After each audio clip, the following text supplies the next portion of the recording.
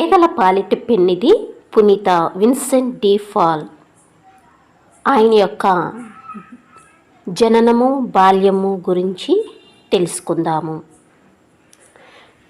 దక్షిణ ఫ్రాన్స్ దేశంలోని లాండస్ అను ప్రాంతంలో పోయి అను కుగ్రామంలో తన తండ్రి పొలంలో ఉన్న ఇంట్లో క్రీస్తు శకము 1518 సంవత్సరం ఏప్రిల్ 24వ తారీఖున విన్సెంట్ జన్మించారు.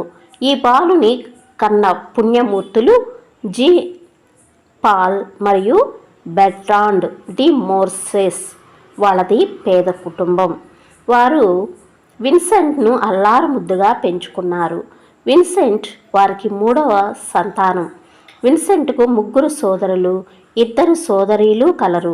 విన్సెంట్ ప్రతిరోజు ఉదయాన్నే లేచి శుభ్రంగా స్నానం చేసి ఇంటి పై భాగంలోనున్న చిన్న గదిలో మోకరించి తన నడక కంటే ముందుగానే నేర్చుకున్న పరలోక జపం, మంగళవార్త జపం చెప్పుకునేవాడు. ఆ జపములంటే విన్సెంట్కు ఎంతో ఇష్టం. ఎందుకంటే వాళ్ళమ్మ గోరుముద్దలు తినిపిస్తూ తన మధుర కంఠంతో వాటిని పాడుతూ కొడుకులకు పాటలాగా జపాలను నేర్పింది. అమ్మ కంటే మధురంగా పాడేవాడు విన్సెంట్. ప్రార్థన ముగియగానే క్రింది గదిలో నుండి వాళ్ళ అమ్మ అల్పాహారానికి పిలిచేది. ఆ ఉదయాహారం సెగలు కక్కే కాఫీ, ముందుగా పైన మాడిపోయిన రొట్టె, అప్పుడప్పుడు వెన్న కూడా ఉంటుంది. ఎప్పుడూ కాదు, ఎందుకంటే వాళ్ళది పేద కుటుంబము. ఆ కుటుంబం సభ్యులంతా కష్టపడి పనిచేసేవారు. విన్సెంట్ బాగా చిన్నగా ఉన్నప్పుడే గొర్రెల మందలు కాయడానికి వెళ్ళేవాడు.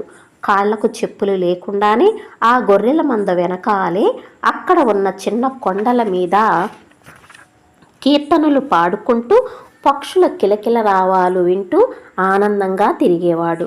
లోయలు, పల్లపు ప్రాంతములలో తిరుగునప్పుడు అక్కడక్కడ ఊబితో కూడిన బురద నేలలు ఉండుట చేత వారి కాళ్ళు దిగబడకుండా 2 కాళ్లకు 2 గట్టి కర్రలను కట్టుకొని గొర్రెలను వెంబడిస్తూ ఉండేవాడు.